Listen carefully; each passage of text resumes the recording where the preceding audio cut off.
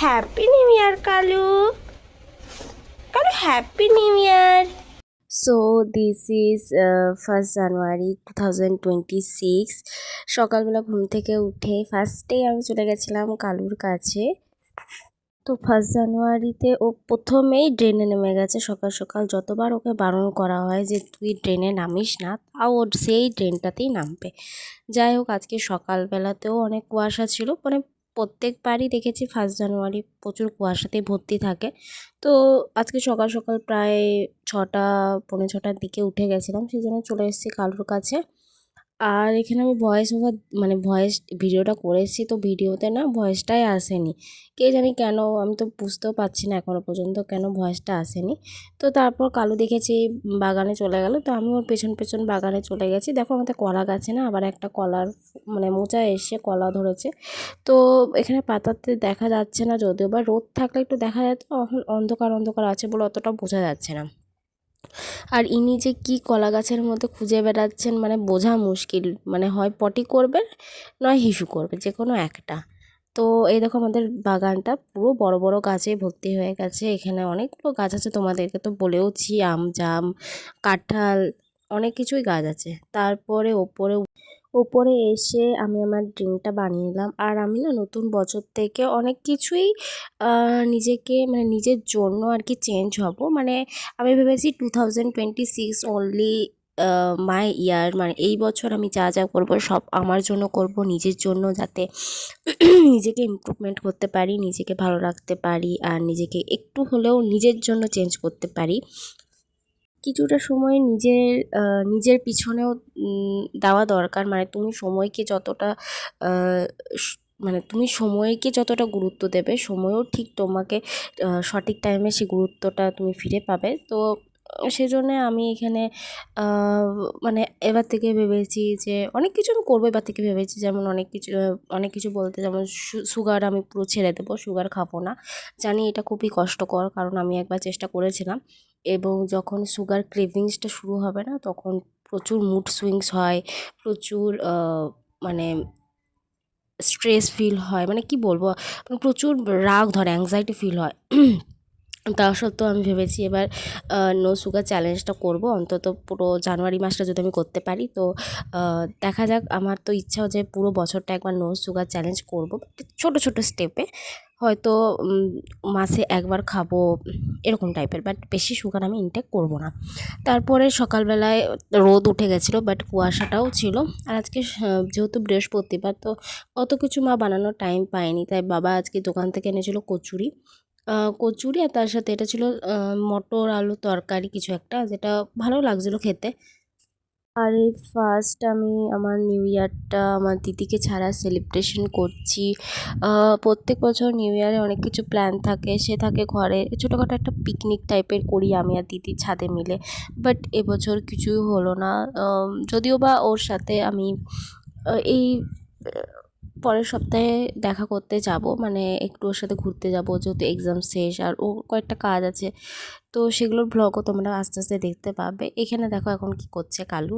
আসলে ওপরের আমাদের যে স্টোর রুমটা আছে, ওখানে না ইঁদুর ঢুকে থাকে। তো মা বলছিল যে ইঁদুর মনে ঢুকে আছে, একটু মানে খুঁজে দেখতে, যাতে ইঁদুরগুলো বেরিয়ে যায়। আর বৃহস্পতিবার তো ইঁদুর মারা যাবে না মায়ের, মানে আর তারপরে 1st জানুয়ারি। তো তাই যাই হোক, আমরা এখানে সমস্ত কিছু বার করছিলাম, বাট দেখি যে না, ইঁদুর নেই।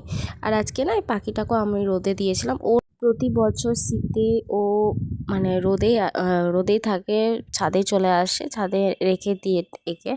বাট এবছর যেহেতু কালু ওপরে থাকে, তো একে রাখা যায় না, ও খুবই ডিস্টার্ব করে কালু একে। আর এদিকে দেখো বাবা এগুলো সব ঠিক করেছে, মানে ওই যে বার করেছিল, আর কালু এখানে বাবার সাথে দলাদলি করছে। আমি তো এদিকে ভিডিও বানাচ্ছি, আর মা গাছগুলোতে জল দিচ্ছে। তোমাদেরকে তো বলেইছিলাম যে আমি আর মা এখানে বাগানে অনেক সুন্দর সুন্দর গাছ করেছি। আর আমি এখানে বসে গেছি পেডিকিওর করতে। আসলে আমার অনেক দিন ধরে পায়ের চামড়াগুলো না পুরো উঠে উঠে গেছে, যেই কারণে শীতকালে আমার পাটা পুরো ফেটে মানে পুরো খারাপ অবস্থা হয়ে গেছিলো। বাট এখন সেই জন্য আমি ভাবলাম যে যেহেতু এই বছরটা নিজের জন্য আমি কেয়ার করব, নিজের জন্য সমস্ত কিছু, তো ভাবলাম যে ঠিক আছে, আগে চলো পাটাকে আমি আগে ঠিক করি। তো যদিও বা অতটা ভালো করে পরিষ্কার হয়নি, কারণ এতটা পরিমাণে ফেটে গেছিলো পাটা। যেটা 2 দিন লাগবে। একদিন করেছি, আবার দেখি এই সামনে স্যাটারডে কি সানডে ছুটির দিন দেখে আবার একটা করতে হবে। আর এই পেডিকিওর করতে করতে আমার হাতটা নতুন বছরে কেটে যায়। মানে কি বলবো, আমি এতটা ক্লামসি টাইপের, আমি নিজেও বুঝতে পারি না কখন কি হয়ে যায় আমার সাথে। সেই জন্য খুবই সাবধানে থাকতে হয়, বাট সাবধানে থেকেও আমার সাথে এইরকমই ঠিক ঘটবে। আর আজকে দুপুরে লাঞ্চে ছিল যেহেতু আজকে ভেজ পুরোটাই, তো এখানে আছে কাবলি ছোলা তরকা, যেটা কাবলি ছোলার ঘুগনি, যেটা রাতের বেলা আমাদের লুচির সাথে খাবো। আর আছে আলুর দম। তারপর খেয়ে দিয়ে ছাদে চলে এসেছিলাম। এত সুন্দর রোদ দিয়েছে সকালবেলা, পুরো হাত পা জমে থাকে, সেই জন্য পুরো সময়টা রোদ বেরোলে ছাদের উপরই কাটাই, বই খাতা নিয়ে ছাদেই চলে আসি।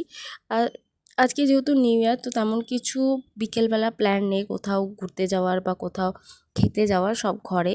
সেই জন্যে মা আর আমি ছাদের মধ্যে এসে আমরা প্ল্যান করছিলাম যে আজকে যেহেতু আমাদের এখানে শেষ মেলা, তো মেলাতে একবার যাব, দেখে আসব।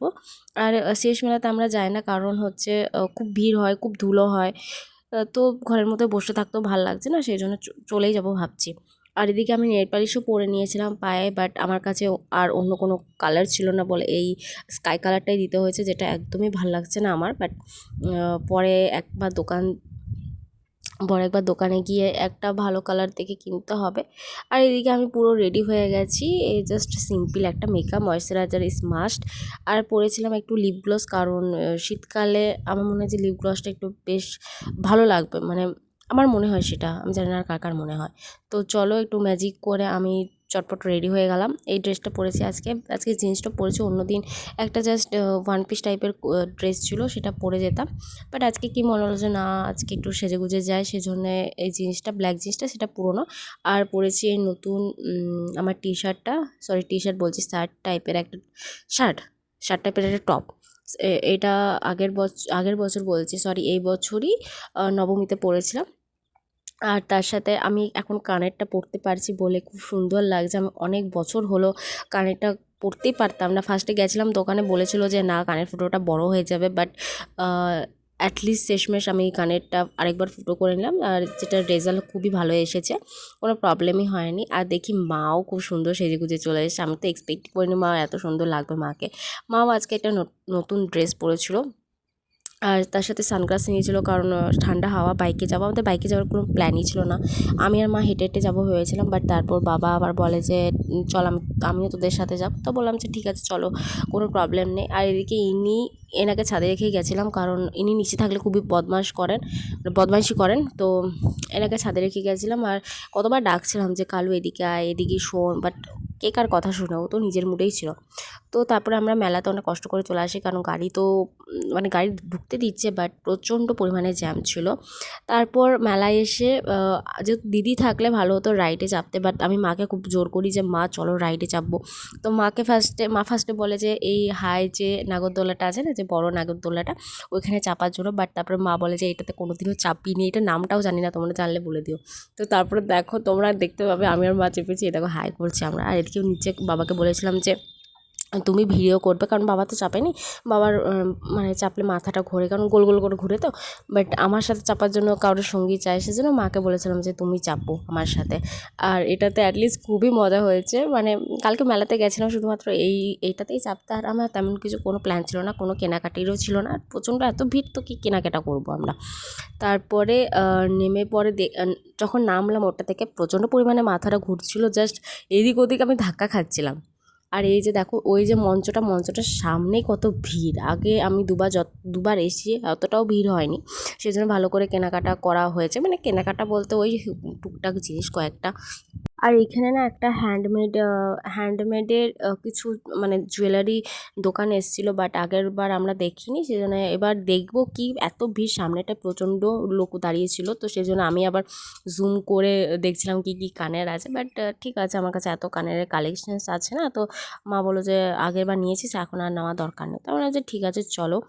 তো তারপরে বেরোবার পথে বাবাকে বললাম যে চলো একটা চা খাই সবাই মিলে। তো আমরা সবাই মিলে নিয়ে নিয়েছিলাম 1 কাপ করে দুধ চা, যেটা মোটামুটি লেগেছে, মানে কেমন একটা পোড়া পোড়া টাইপের। আমার না এই পোড়া পোড়া টাইপের টেস্ট যে চাগুলোর, ওগুলো অতটা আমার ভাল লাগে না, বাট হ্যাঁ চলে যায় ঠিকঠাক।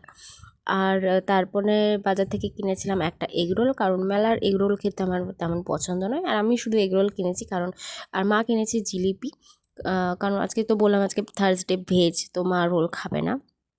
আর এই যে এইটা দেখো, এটা একটা ইন্টারেস্টিং জিনিস। এটা হচ্ছে আমার 2026-এর একটা জার্নাল আমি নিজে ক্রিয়েট করেছি। আমি আসলে অনেক দিন ধরে ভাবছিলাম যে এরকম একটা জার্নাল আমি রাখবো আমার কাছে, যেখানে আমি সমস্ত কিছু আমার লাইফের বলছি, একটা 365 ডেজ, মানে একটা পুরো বছরকে আমি ট্র্যাক করতে পারবো। মানে দেখতে পারবো যে আমার কেমন ইমপ্রুভমেন্ট হচ্ছে, আমার কি মানে আমি নিচের দিকে যাচ্ছি না উপর দিকে যাচ্ছি, তো সেটাই। সেজন্য আমি একটা নিজে হ্যান্ডমেড বানিয়েছি। আমার কাছে আগেও একটা ছিল জার্নাল, বাট সেটা আমি ভালো করে ইউজ করতে পারিনি। মানে মোটামুটি জুলাই কি আগস্ট অবধি আমি ইউজ করেছিলাম যখন আমি জব করতাম, বাট তারপরে আমি আর সেটা কন্টিনিউ করতে পারিনি, যেটার জন্য আমার খুব খারাপ লাগছিলো। সেজন্য আমি ভেবেছিলাম যে না, চলো এবছর আমি একটা নিজেই হ্যান্ডমেড বানাবো, যাতে লস হলেও অতটা যেন লস না হয়। এটা বানাতে আমার মোটামুটি 3 দিন লেগেছে। তো তারপর রাতের ডিনারটাও আমার কমপ্লিট হয়ে গেল। তো চলো আজকের মতন এখানে টাটা, সবাই ভালো থেকো, খুশি থেকো।